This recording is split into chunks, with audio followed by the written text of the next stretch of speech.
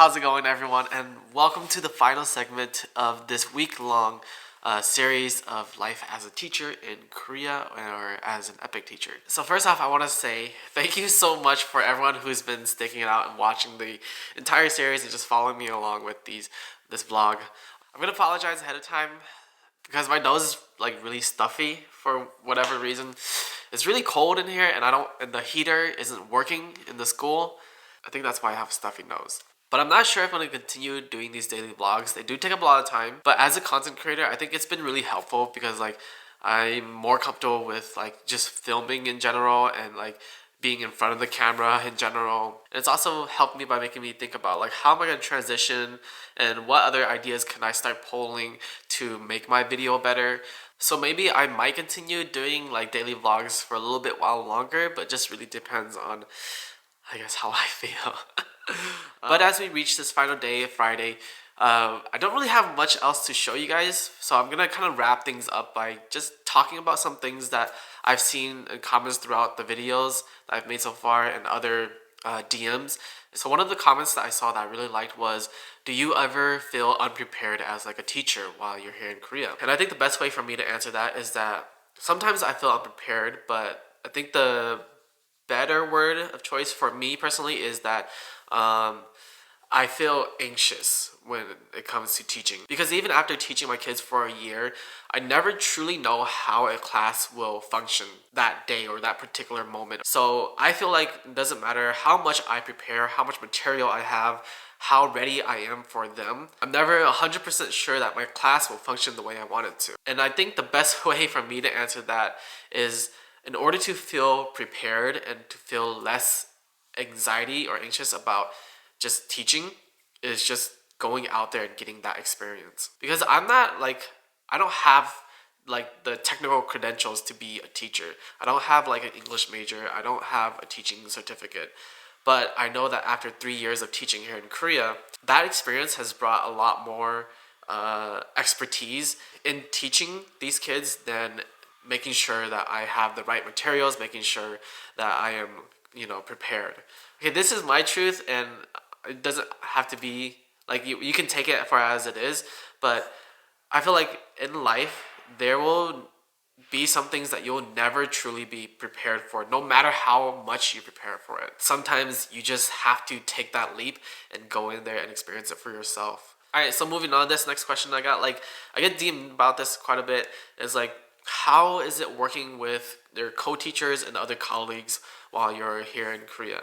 So I do want to clarify that when you're with EPIK, you're most, like 99% of the time, you'll be the only foreigner at your school. The only other times is that if you work for an English town, it's a really special case where you actually work with other foreigners. But most of the time, if you come and work with EPIK, you'll be working as the only foreigner at your school. So I'm not gonna lie, working with co-teachers in general can be really, really difficult. I fortunately have had the pleasure where most of my co-teachers I've got along with, but that doesn't mean I don't get frustrated with some of them. From my personal experience, a lot of the co-teachers that I've worked with don't do much in the classroom, which is fine with me. I don't mind. Like, I am perfectly capable of being a solo teacher, but it's a different story when my co-teachers who don't do much then act as if they are above me in terms of directing my class and making sure my class functions the way I guess they would want it to ideally. So I'll give you guys an example. A couple months back, my co-teacher told me that we were behind on our English textbook, and he told me that we need to speed things up and kind of like go really fast through the book. I said, okay, we'll work on that and we'll do that. And so throughout the next couple classes, I made sure that we kind of sped things up and we were kind of like just going through the textbook. But there was a week where we had to teach online because of COVID situations. And my co-teacher took control of the online class, which is unusual because I'm usually like the head teacher and he just kind of, does whatever. But when he took control of the online classes, he took a long time going through the books. And then after he was done going through the books, he then came up to me and said, hey, we need to speed up and we need to get to these set pages by the end of these days. And so that really frustrated me because I was like, wait, you told me before this that we needed to speed up.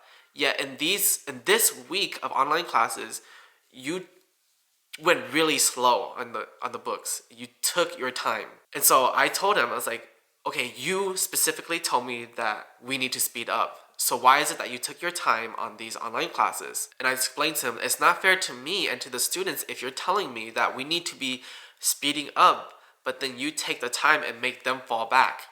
So I was very frustrated, but in these situations, you have to keep calm at all times. Like right now, I'm showing you guys a very frustrated moment because I'm like remembering it. But in those situations, you really have to like explain to them that it's not benefiting to the class if you're not doing what you said that we were supposed to do. So these situations happen. Like my co-teacher is a very kind person, like he's a great person.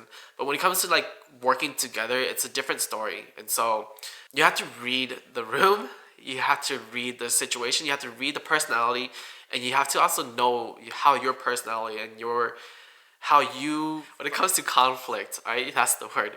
When it comes to conflict, you have to understand how you function, and then you have to kind of ease your way into trying to adjust and that conflict resolution. Oh my gosh. Yeah, I think you guys understand. Yeah.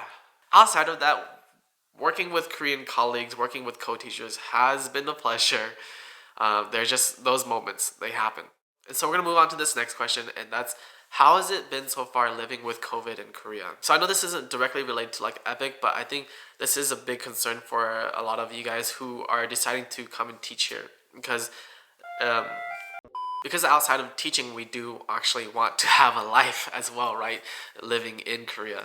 So I have personally enjoyed Korea even with all of the restrictions. In my personal opinion, Korea has not been really great in terms of like COVID restrictions recently. They were doing really well in the first like year and a half, but recently their measures and the laws have been a little bit like off-putting. Okay, for me personally, I think one of the biggest things that has been a letdown with COVID in Korea is that I can't travel as freely, which is kind of true for a lot of places. I haven't got the chance to travel to Japan in a while, and I've been wanting to do that trip for a long time. And this is due to like multitude of factors. Like I don't think Japan, as of right now, their borders aren't really that open anyways. And the other factor is that Korea has constantly been having quarantine regulations. But if we do disregard the fact that you can't travel outside of Korea as freely, there aren't that many downsides to being here during their COVID regulations. As of right now,